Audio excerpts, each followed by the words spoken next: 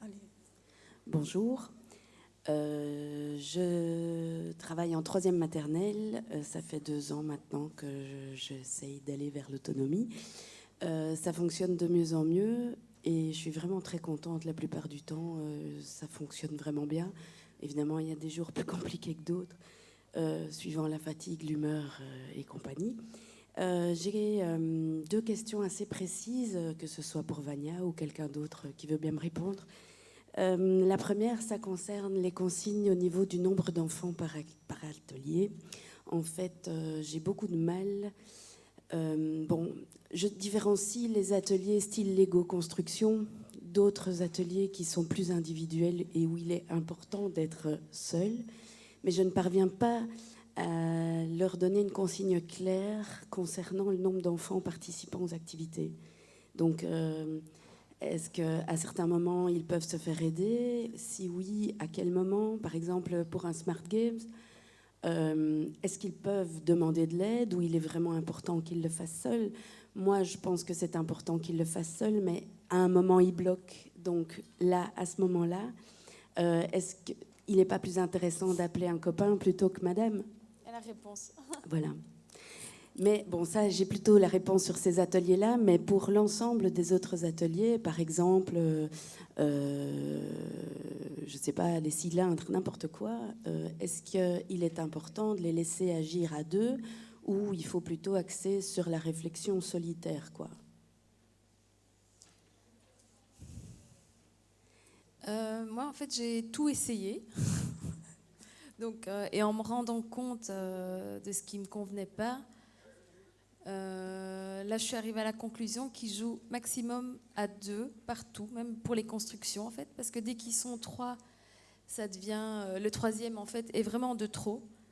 Et à 2, ils arrivent encore à faire des compromis et à s'entraider. Et 3, ça devient vraiment difficile. Il y a des activités où c'est comme artistique, c'est tout seul en fait, parce que c'est vraiment un moment pour lui où il crée, la peinture aussi. Et la plupart du temps, ils vont demander, c'est celui qui est en difficulté, s'il me voit occupé, en fait, va demander de l'aide. Ça s'est instauré petit à petit et va chez quelqu'un, il choisit et alors cette personne l'aide. Mais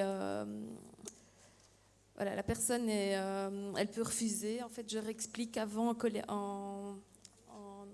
collectif qu'on peut refuser. On n'est pas obligé d'accepter parce qu'on nous demande de l'aide. Donc, c'est toutes des petites choses en voyant que ça ne marchait pas, qu'on a dû arranger et trouver d'autres solutions. Mais c'est maximum 2 en tout cas. Voilà. Merci. J'ai juste une deuxième question qui peut aller beaucoup plus vite. Ça concerne la frise et uniquement la frise. Donc ça, je m'y suis mise cette année. Ça fonctionne extrêmement bien. Ils sont très, très motivés.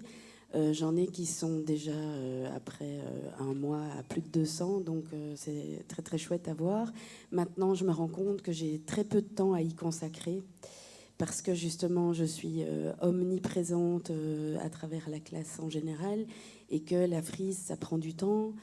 C'est important de le faire correctement. Et donc, je me rends compte que j'ai vraiment pas le temps et que je passe mon temps à leur dire de s'entraîner, que je vais arriver. Voilà, j'aimerais pouvoir les faire avancer plus méthodiquement et plus rapidement chacun, et pas que ceux qui vont très loin, quoi. En fait, pour la frise numérique, je ne sais pas si je fonctionne de la bonne manière. J'ai fait une réunion de parents. Donc, je suis en accueil première. J'ai fait une réunion de parents en expliquant vraiment, en prenant le temps d'expliquer vraiment tout correctement, notamment cette frise numérique. Et quand ils amènent les enfants à l'école le matin, quand les parents ont l'occasion de les amener, je demande aux parents de le faire avec eux. En fait, c'est leur moment privilégié en classe où papa ou maman ou papy ou mamie fait la frise numérique avec son enfant. Donc au début, je regardais parce qu'il triche, voilà. Mais voilà, et c'est vraiment devenu un plaisir pour les parents de faire ça en fait le matin. Mais au début, ils trichaient beaucoup. Donc je leur ai bien expliqué, je leur ai dit, c'est pas un concours. L'objectif, c'est pas que votre enfant soit le meilleur. L'objectif, c'est que votre enfant soit bien là où il est. C'est pas une compétition, c'est pour l'enfant. Donc au début, ouais, clairement, au début d'année, il trichait, c'était pitoyable. Mais maintenant, ça va beaucoup mieux. Et les enfants qui viennent à la garderie, ben, voilà, je le fais avec eux, je prends le temps. Et voilà. Vous pouvez aussi tout simplement, en tout cas moi je le faisais comme ça, les moments où je commençais à me sentir débordée dans la classe, parce que ça nous échappe aussi, même si on se dit allez tous les jours, il faut que je le fasse, et puis ça nous échappe, on se laisse absorber par l'urgence de la classe. Mais du coup je me disais, à chaque fois que je me regroupe, le midi, tous les midis par exemple, ou tous les soirs avant de partir, ou tous les matins, ça dépendait de ce que je me fixais comme objectif, eh bien ça fait partie du jeu que je vais faire avec les enfants, je sais pas, pendant 2 semaines. Et puis après, j'y reviens. Et alors, ça veut dire, ce que je faisais, c'est que je demandais à un enfant de le faire. Je reprenais à la dizaine avant, pour ne pas tout reprendre. Par exemple, s'il était à 89, alors je reprenais à 79. Je posais mon doigt sur 79 et je disais, alors tu te souviens ce que... En plus, du coup, ça fait de la correspondance vocabulaire, signe, quoi. L'enfant le dit, donc ça confirme qu'il est pas mal au niveau de la frise, là, et tout ça est bien acquis, 79, 80, 81, et puis après, je dis, allez, tu y vas, et puis s'il dépasse, eh bien, soit il dépasse et on avance, vous savez, soit il dépasse et on avance, s'il ne dépasse pas, alors je dis, ok, on va devoir laisser ta photo là, mais écoute bien, parce que tout à l'heure, on va le refaire tous les deux, mais là, tu écoutes bien pour l'instant, et avec tout le groupe, on le faisait. On continue à compter, et on recommence, et dit, on le refait une autre fois, comme ça rentre bien. Et on insistait bien sur la dizaine qu'il n'arrivait pas à passer. On recommence plusieurs fois. Tu gardes bien en tête, tout à l'heure, après ton activité, on le refait tous les deux.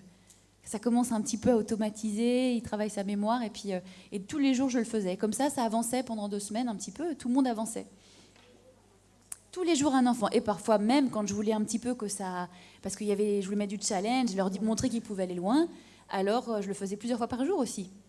Matin, midi, soir, et je leur mettais l'objectif. Je leur disais, écoutez les enfants, pendant 1 semaine ou pendant 2 semaines, là, tous les regroupements, on va faire avec un enfant la frise. Parce qu'on peut aller un petit peu plus loin. Ou parce qu'il y avait des non-francophones dans la classe. Je me souviens de ce moment-là aussi, où j'avais un quart de la classe, ou plus que ça, un bon quart de la classe non-francophone, et je disais, ok, c'est notre responsabilité à tous de faire la frise tous les jours, plusieurs fois par jour en regroupement, pour que nos camarades là, entendent la comptine numérique, la litanie, et que, sans qu'ils y prêtent trop attention, quelque chose s'engramme, quoi. Voilà, c'est ma réponse un peu longue, c'est ma réponse. Si quelqu'un a d'autres questions ? Avec ma collègue, l'année passée, on travaillait chacune dans notre classe, donc en première maternelle et en deuxième maternelle. Ici, je suis. Partie des tâches. Donc, en fait, on a chacune dans nos classes des ateliers différents. On a ouvert les portes et les enfants, ce sont les enfants qui voyagent dans les classes séparément. Et ça fonctionne très, très bien. Oui, on a moins de choses à surveiller en même temps. Donc, c'est-à-dire que moi, par exemple, dans la soi-disant classe de deuxième maternelle, j'ai pris tout ce qui était sciences, maths, géographie et les activités pratiques plus complexes, entre autres le marteau, scie et compagnie. Ça fonctionne, mais il faut utiliser le bon bois pour ne pas avoir le bruit. Et ma collègue a les soi-disant plus petits et elle a tout ce qui est vie pratique, langage et sensoriel. Et voilà, les enfants circulent dans les 2 classes, donc ça fonctionne avec 40, oui, un peu plus de 40. Voilà. Et pour peu qu'il y ait, alors je ne sais plus comment vous appelez ça en Belgique, une péricultrice ou une PTP, c'est un poste supplémentaire, c'est ça ? Oui, mais une péricultrice que nous avons. Une péricultrice. Eh bien, peut-être, comment dire, qu'il y ait une puéricultrice qui soit dans une salle, dans la salle qui serait plus activité, art, jeux de construction, etc. Et puis vous, à 2, dans la salle des fondamentaux, comme à prendre en charge à 2. Il y a des fondamentaux dans les 2. D'accord, dans les oui, 2 c'est classes, séparé, en bien fait. sûr. Oui. Mais la péricultrice a son rôle aussi. C'est formidable, ça. Et vous vous sentez comment avec cette organisation ? Super bien. Ça marche super bien. Les parents sont enchantés. Que du bien. Il manque juste les 3e maternelles.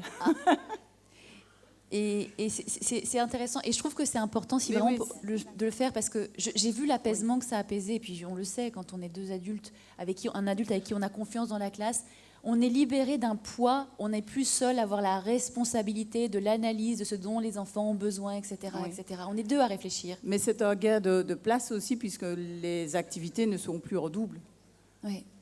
En fait, moi, j'ai deux choses à dire. Une remarque. Je voulais dire merci pour ce que vous nous avez montré aujourd'hui. Parce que moi, mes enseignantes, je suis directrice d'une école à Molenbeek et mes enseignantes, elles sont dedans, vraiment. Et j'avais très peur parce que le matériel, on ne l'a toujours pas. Et je suis contente de voir que ce n'est pas grave, en fait. Ce matériel, il va arriver un jour parce qu'on va se battre pour l'avoir. Mais en attendant, on s'en sort très bien. Je suis très contente de ça. Alors, tu reviens souvent sur le vertical. Moi, en tant que directrice, c'est un souci, beaucoup de questionnements, parce que j'ai 14 classes dans mon école. J'en ai 10 qui sont tout à fait partantes aujourd'hui pour partir en vertical. Mais concrètement, je fais comment pour organiser ça l'année prochaine ?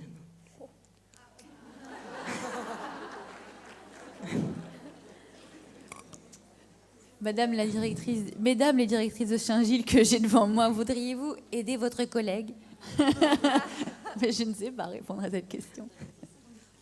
Alors, dans notre école, on a 9 classes et 9 personnes qui sont ici et qui sont motivées par l'accompagnement et le projet en verticalité, entre autres, même si on sait que ça ne va pas être facile au début, mais donc on n'a déjà pas ces difficultés de 10 sur 14. Alors, tu as la possibilité en tant que directrice de modifier ton projet d'établissement, donc ce qui fait que, donc si c'est fait, ton équipe est supposée se joindre à la collectivité.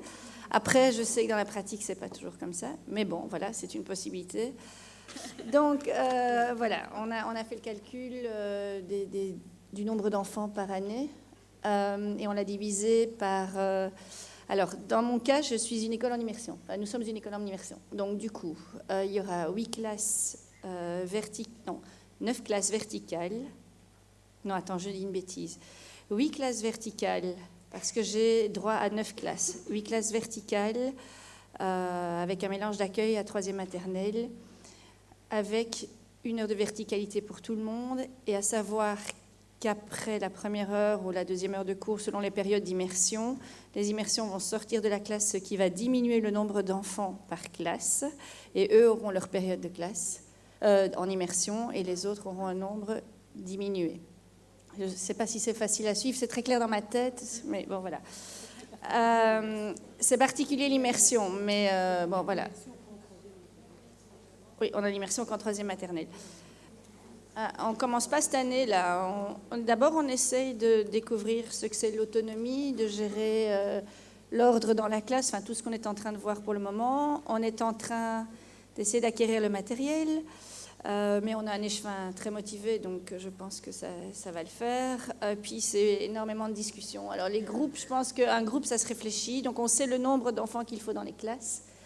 Après, je pense que ça va être une concertation très collective, aussi bien avec les logos que les instituts, que les puéricultrices, enfin bon, toutes les personnes qui travaillent avec nous et qui connaissent mieux les enfants que moi, puisque moi je suis souvent dans mon bureau.